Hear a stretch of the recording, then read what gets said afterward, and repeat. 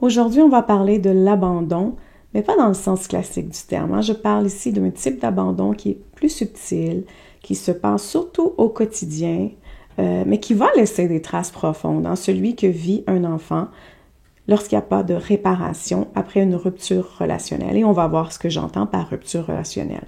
Et si vous vous reconnaissez durant cette vidéo, dans ce que je vais décrire, sachez que j'ai un programme qui s'appelle Soigner les traumatismes de l'enfance. On travaille justement à reconstruire ces fondations qui sont manquantes pour retrouver la sécurité, le lien, la régulation, etc. Donc actuellement, vous pouvez utiliser le code 50STE, 50STE, pour obtenir 50% de rabais sur le prix régulier durant un certain temps parce que je suis en train de créer la version 2 de ce programme auquel vous aurez également accès si vous vous inscrivez à la version 1.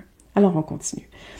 Ce qui cause le plus de dégâts dans le développement d'un enfant, ce n'est pas simplement les conflits. C'est ce qu'on entend souvent par la rupture, le conflit ou l'erreur d'un parent. C'est pas ça vraiment le problème.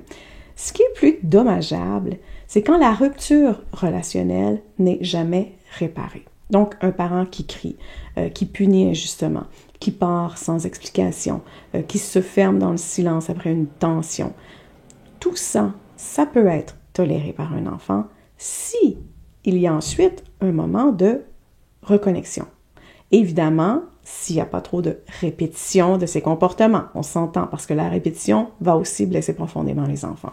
Mais quand il n'y a pas de réparation, que l'enfant se réveille le lendemain matin et que tout continue comme si de rien n'était, il est complètement laissé seul avec sa souffrance. Et le temps passe, mais aucun lien ne va rétablir vraiment ce qui s'est passé.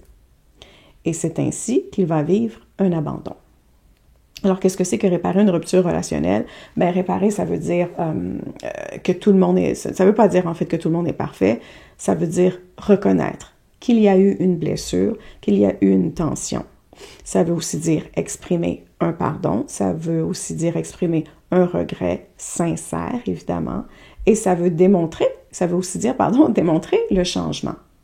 Et ensuite, on peut revenir à la connexion, même si ça se fait très, très doucement pour les problématiques qui sont plus profondes. Donc, c'est un processus qui va enseigner à l'enfant que le lien peut survivre au conflit. C'est un modèle qui est sain de relation. On peut se disputer, on peut se fâcher, on peut être en colère, mais on peut aussi se retrouver. Contrairement dans une famille dysfonctionnelle, ce modèle de réparation est souvent très, très absent. Il n'y a pas de moment pour revenir l'un vers l'autre, pas de dialogue, pas de pardon, pas de neurones miroirs activés pour montrer à l'enfant que voici comment ça se passe quand on répare un lien, quand on veut se reconnecter. Et donc, il y a des résultats. L'enfant n'apprend pas à restaurer les liens après un conflit. Donc, il va croire que chaque tension, chaque dispute, chaque frustration, chaque échange difficile, il y a une conséquence, et la conséquence, c'est qu'il y a une fin de la relation, simplement.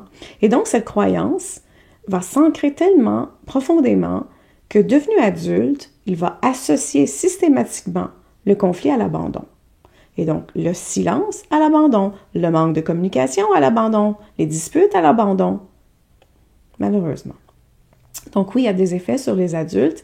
Est-ce que c'est ce qu'on appelle la codépendance, la peur du conflit? Si on a appris que le conflit signifie qu'il y a une fin de connexion, qu'est-ce qu'on fait pour l'éviter? On fait plein de trucs pour l'éviter. On peut en nommer quelques-uns. On peut devenir codépendant, toujours vouloir plaire, toujours éviter les vagues, ne pas discuter, pratiquement faire le mort. Donc, on va se nier soi-même pour ne pas risquer la rupture. Donc, on a du mal à poser les limites ou à dire ce qu'on pense vraiment. Ce sont des exemples. Parce qu'à l'intérieur, il y a cette peur viscérale de si je me fâche, si je dis non, si je me montre tel que je suis réellement, je vais être abandonnée. Et donc, par contraste, un enfant qui va vivre dans un environnement où il y a des conflits, mais aussi des réparations, va développer une vision beaucoup plus saine, le conflit, ça ne veut pas dire une rupture. Le lien peut être tendu, peut être pendant quelques instants, je vais utiliser le mot dysfonctionnel, c'est pas ce que je voulais dire, mais pendant quelques instants, pas la meilleure chose à vivre, mais on peut aussi retrouver ce lien. C'est ce qu'on apprend dans une famille saine. Alors, on peut vivre dans les désaccords sans perdre l'amour des autres. Voilà. C'est ainsi que je vais l'exprimer. Donc, cet enfant-là, en grandissant, pourra aborder les relations avec beaucoup plus de stabilité, beaucoup plus de souplesse, sans vivre avec cette peur constante, permanente d'être quitté au moindre accroc. Vous êtes d'accord? Donc, quand un parent ne prend pas soin de ses enfants au niveau émotionnel, au niveau spirituel, au niveau physiologique aussi, au niveau verbal, il manque quelque chose de fondamental. Et ce n'est pas juste un manque d'amour, c'est vraiment un manque d'apprentissage relationnel profond.